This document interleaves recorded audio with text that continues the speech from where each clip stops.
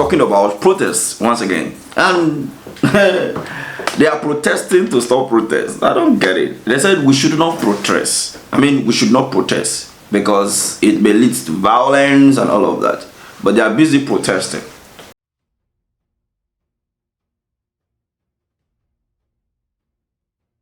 Now, I saw a clip that they were paid, to protest yesterday being Sunday. And if I may ask, the money that is being used to pay these people, we have seen this thing before, but it was alleged anyway that they were paid. I cannot, testify to the fact that they were actually paid, but I saw the news that they were paid and all of that. But whichever way, whether they were paid or they were not paid, those people that are protesting that they shouldn't protest, how far? Just take a close look at them. How far? Are they better than people that are... See, all of us, they inside this shenanigans. That is the reason why people believe that they were actually paid. Because if you are not being paid to come and protest, man, look at the policies.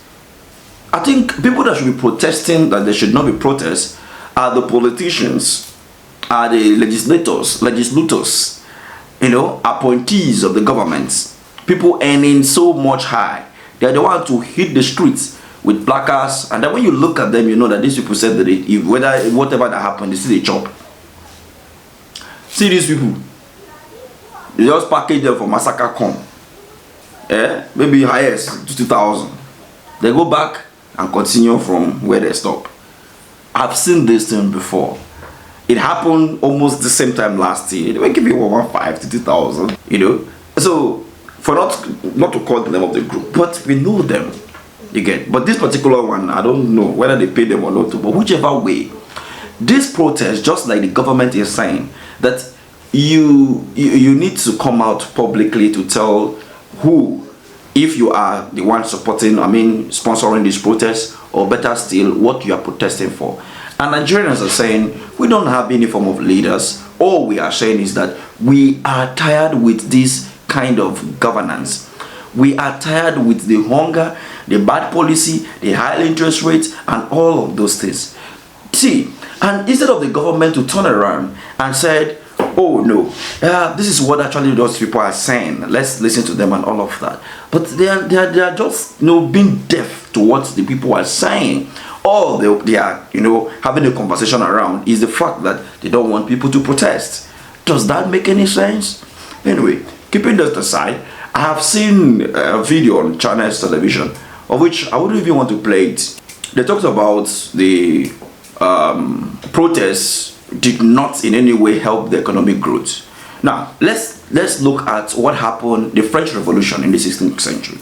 What happened in the French Revolution? That was what led to what is happening, the development in France and across Europe as well.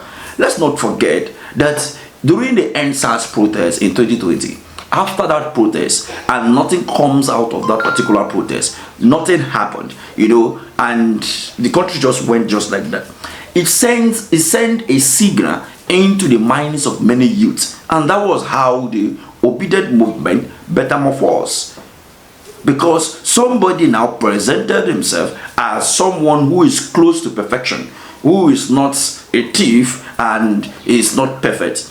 And Nigerians, look at it and said, no, if we protested in 2020 and we saw what happened, the government decided to kill us and did not even yield to our demands and all of that, still we are still suffering. That was how the obedient movement came into being. And many people will say that it was those people that did this and all of that. But that's not the honest truth.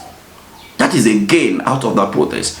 But then, when you talk about protests, destroying the economic rate, I saw in that video from the beginning to end, talking about the indices. The NSAS protest happened in October, and you wouldn't tell me that a protest that happened for 20 days, 1st of October to 20th of October, you wouldn't tell me that affect the economic growth of a nation.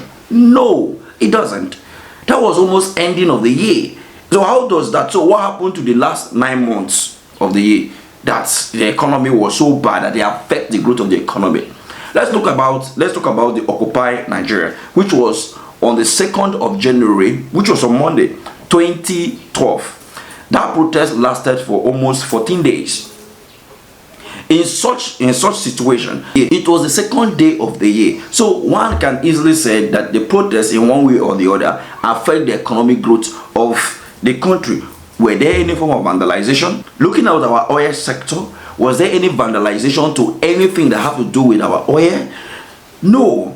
And I don't know. But when you look at that carefully, you will understand that that is not even enough to even affect the economic growth of a nation. So when the government bring policies and then the people, and it doesn't sit well with the people say no. That is what the protest. So it's like a feedback mechanism. But you know, this agenda that they're trying to push will not hold water. And I submit at this point in time that everyone needs to protest for bad government, and the protest must not be on the streets. It can be on social media. It can be by, you know, as I'm talking now, holding the government responsible and also calling them to do better is also part of protest. Constructive criticism is also part of protest. But then going to the street is the last bit of it, whereby you said no, we have been doing and saying all this. Since you don't want to hear us, okay, we are here on the street, right? Come and address this situation, and we want you now to say, okay, fine, you want to do this within this specific period of time, then we leave the street, everybody, the economy will resume back to its normalcy and everything goes, man, well. What do you make of this? Let's have this conversation in the comment section. Thank you for watching.